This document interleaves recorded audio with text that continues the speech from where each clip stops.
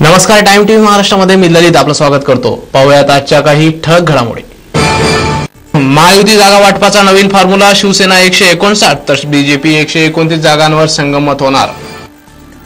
पिंपरी चिंचवडमध्ये ॲडव्होकेट सुनील वालोकर यांच्यासह 50 मनसे सैनिकांचा पक्षाला रामराम. पंकजा मुंडे यांच्या संघर्ष यात्रेचा 300 किलोमीटरचा पल्ला पूर्ण. चौंडीमध्ये होणार यात्रेची सांगता.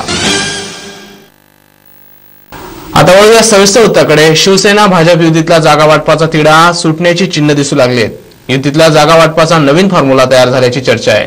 यानुसार सेनेकडे 159 तर भाजपकडे 129 जागा असणार आहेत. यावर दोन्ही पक्षांचं संगमत झाल्याचं दिसतंय. 288 जागांपैकी शिवसेना स्वतःकडे 159 जागा ठेवणार असून भाजपला 129 जागा देणार आहे. त्यानंतर दोन्ही पक्ष आपापल्या खात्यातील एकूण 18 जागा इतर 3 घटकांना देणार आहेत. त्याप्रमाणे शिवसेना आपल्या खात्यातील 8 जागा सोडणार असून भाजप 10 जागा सोडणार आहे. त्यानुसार 151 जागांवर आणि भाजप 119 जागांवर लढणार आहे. रिपाईन, शिवसंग्राम, स्वाभिमानी शेतकरी संघटना आणि रासपला 18 जागा मिळणार आहेत. भाजपाध्यक्ष अमित शहा काल मुंबई दौऱ्यावर होते. त्यावेळी त्यांच्या उपस्थितीत या फॉर्म्युल्यावर शिक्कामोर्तब होण्याची शक्यता आहे. आज मिशन विधानसभेमध्ये आपल्यासोबत आहेत खेड तालुक्याचे आमदार दिलीप मोहिते पाटील.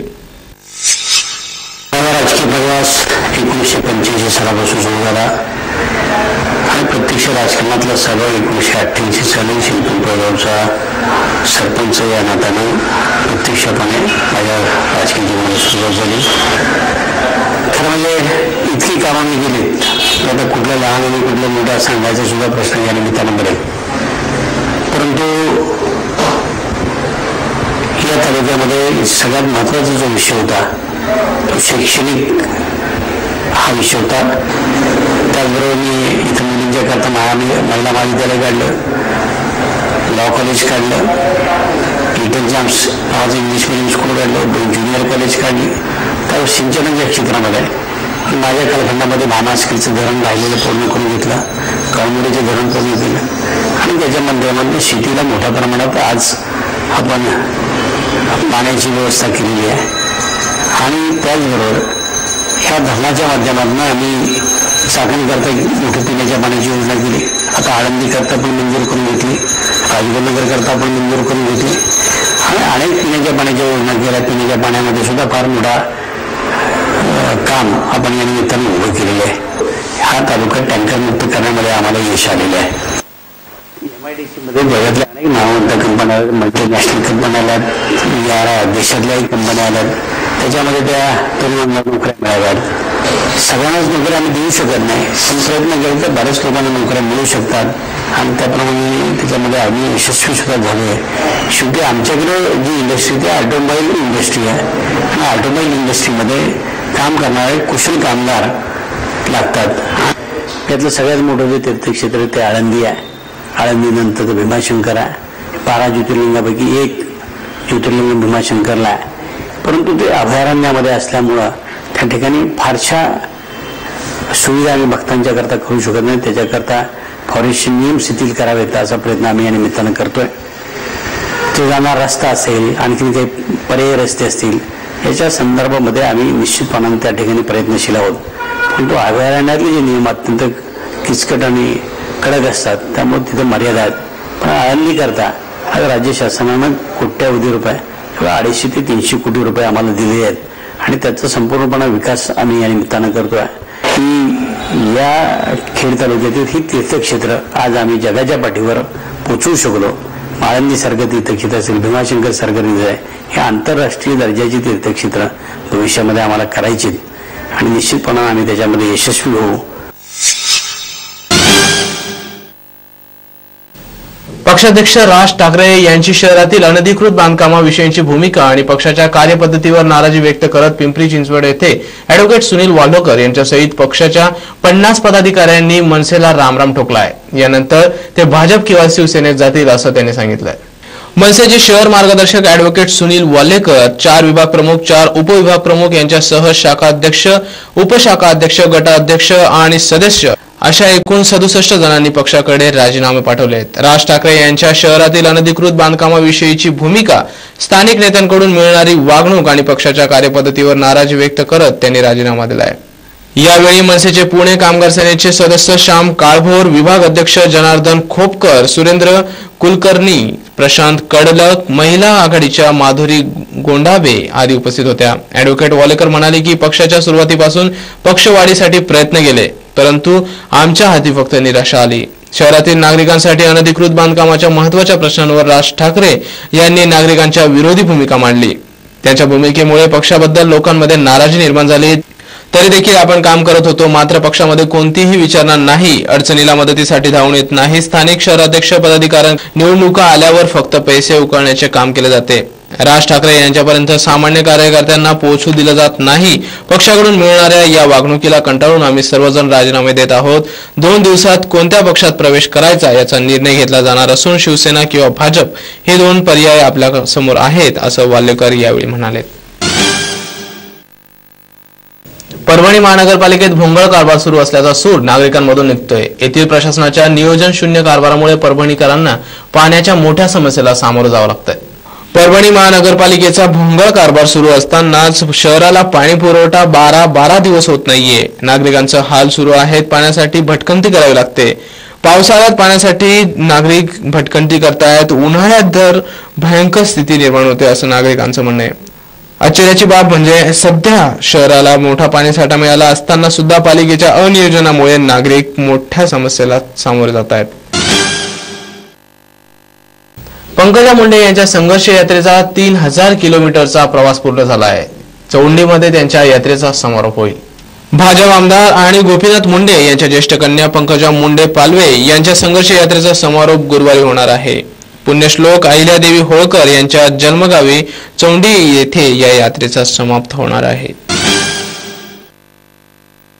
परभणी रेल्वे स्टेशन हे जंक्शन असून 24 तासात या ठिकाणाहून 72 गाड्या जातात. मात्र या ठिकाणी सुरक्षेच्या दृष्टीने विचार केला असता रेल्वे प्रशासन मागे पडलंय.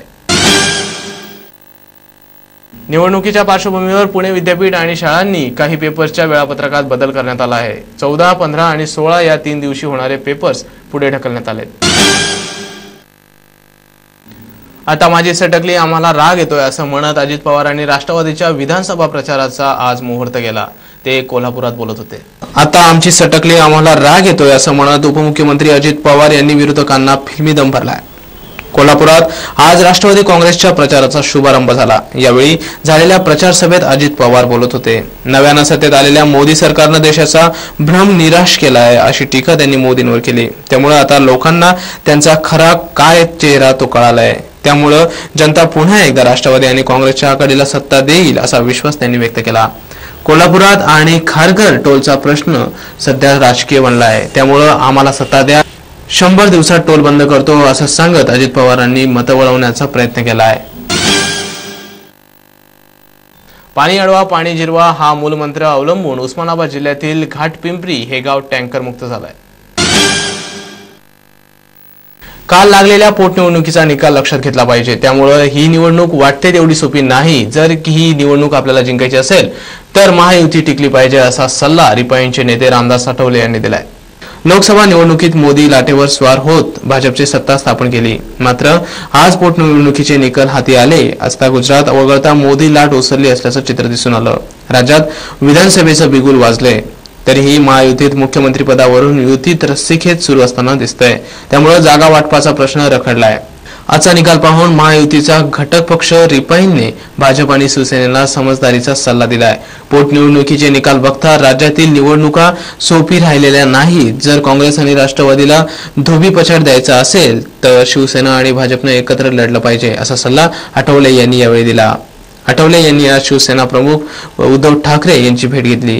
त्यानंतर पत्रकार परिषदेत ते बोलत होते.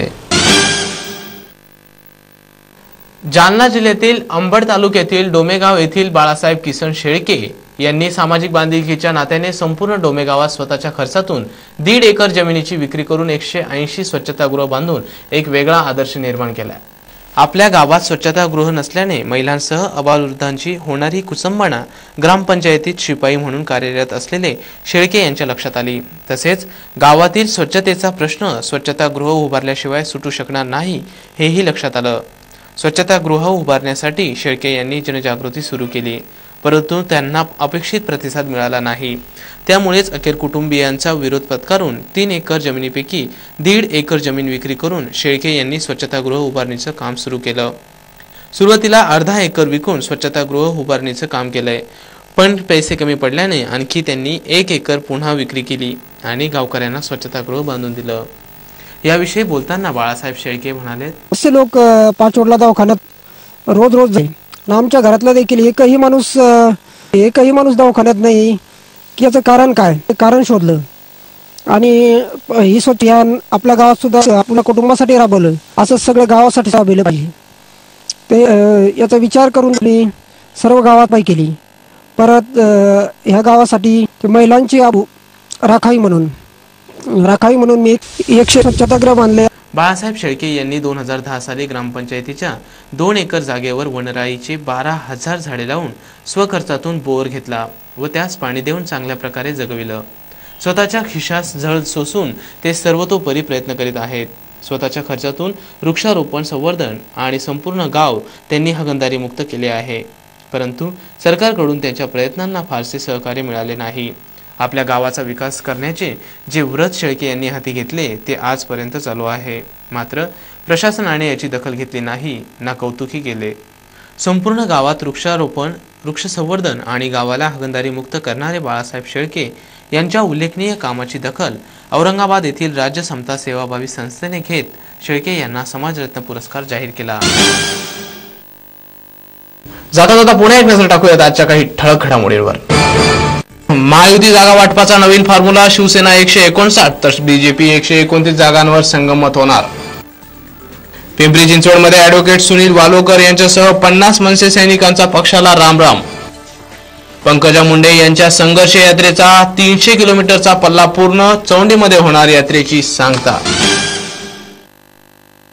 याचबरोबर हे बातमीपत्र संपलं। पुन्हा भेटूया नवीन बातमीपत्रात। पाहत राहा टाइम टीव्ही महाराष्ट्र। नमस्कार।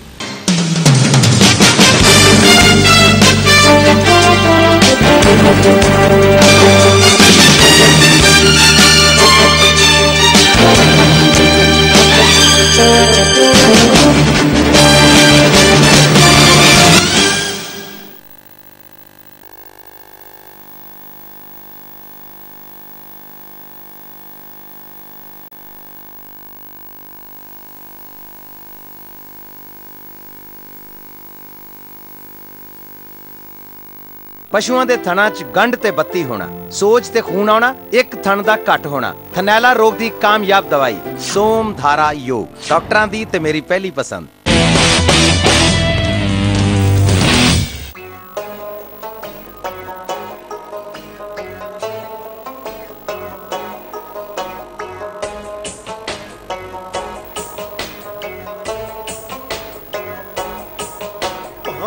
सब सांझा मुक गईया, तेरे नाल मुहब्बतां टुट गईया। भावें सब सांझा मुक गईया, तेरे नाल मुहब्बतां टुट गईया। फिर भी नड़ी ख्वाब